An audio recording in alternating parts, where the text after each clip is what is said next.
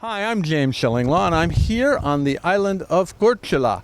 I said that right? Yes. I did. Very good. I was going to Korcula. It's one of an amazing island in Croatia. It's one I have not been to yet, and just spent the last 3 days here, and this place is absolutely amazing. You got to get your clients here. I'm here with, and I'm going to say your name is? Bojana Lozica. There you go. She can say it. Bojana Lozica.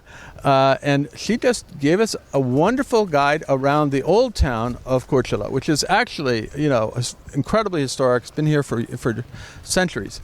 And so we're going to talk a little bit about Korcula, the town, and also the island, and what your clients can find here. Find out about all that and more on Insider Travel Report.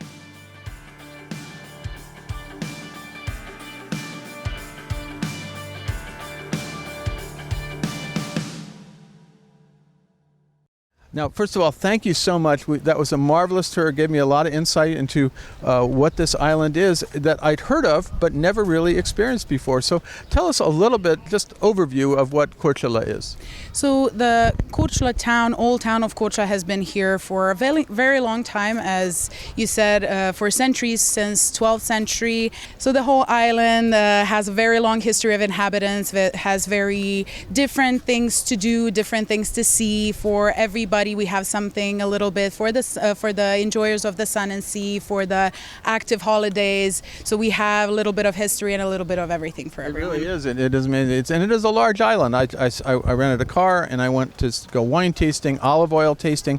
There's amazing beaches. But I was intrigued today because there's so much history to this island. And indeed, one of the characters here they're celebrating right now is Marco Polo, who we think is born on this island, right? Well, we are fairly sure that he was born here on the island, but he is the most famous local that we have from here, and his family did live here on the island. Yeah, so you got a lot of history with Marco Polo here. He ended up in Venice, of course, as we all know. Before in some point, he went to China and India and all kinds of places, but he was originally from here. So that's one thing. But then you had an incredible medieval town here with the walls and the cathedral and everything else. So tell us a little bit about all of the stuff that they can see here. So here you can see the medieval cathedral, as you mentioned, the bishopry that was here in the 13th century, in the 14th century, that was very important for the town and for the island, as well as one of the first books of law in Europe that was written in 13th century and was important for such a small town, small island as Korcula. And you kept that. You had many people come and try to conquer you, but they sort of observed the laws most of the time. Yes, they had to follow to a certain extent our laws, and that always kept us independent to some extent, and we never gave up without a fight. We always had our thing. And you did beat the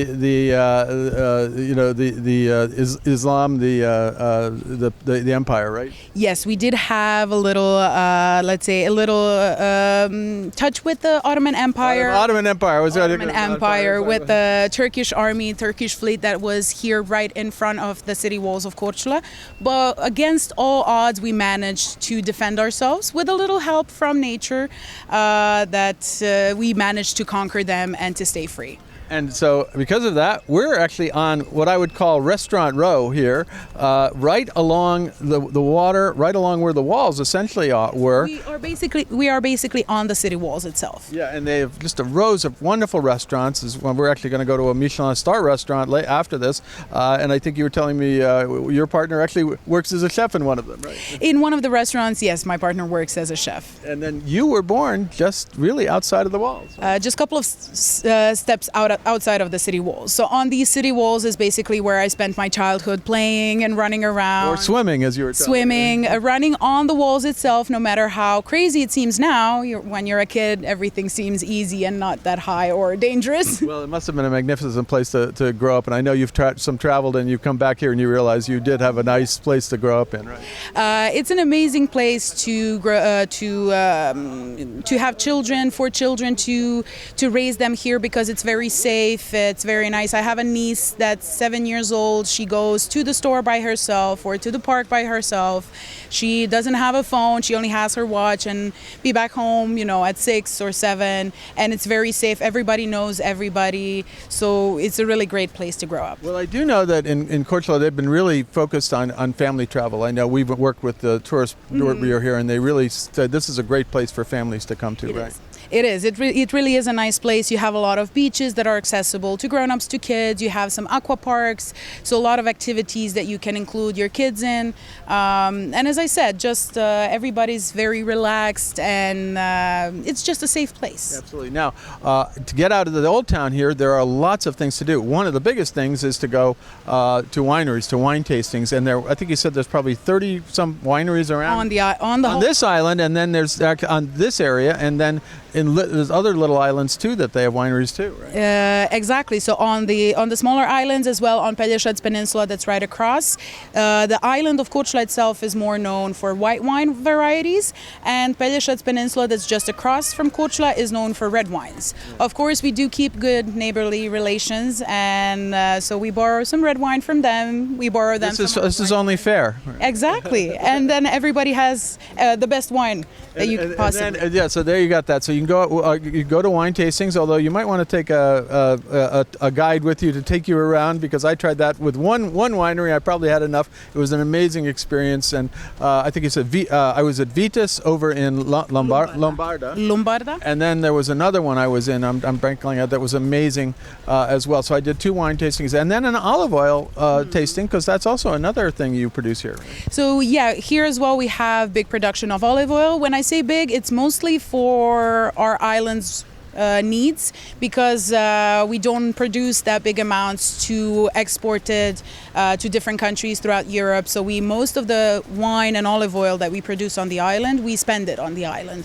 The island is known for excellent quality, extra virgin olive oil. Pretty much every family has at least a couple of olives or a small olive grove. My family as well, including, produces its own olive oil just for its own needs. So you have an olive tree somewhere? Oh yeah, 40 of them or so. Oh, okay, just 40. Okay, well, you sound like you're a major producer here. That's amazing. But that's great. So you do your own olive oil. You don't do your own wine, or do you? No, my family doesn't do wine, but then some of my friends' families, they do wine. We give them some olive oil. They give us some wine. So it's always a good trade-off. Yeah, like this.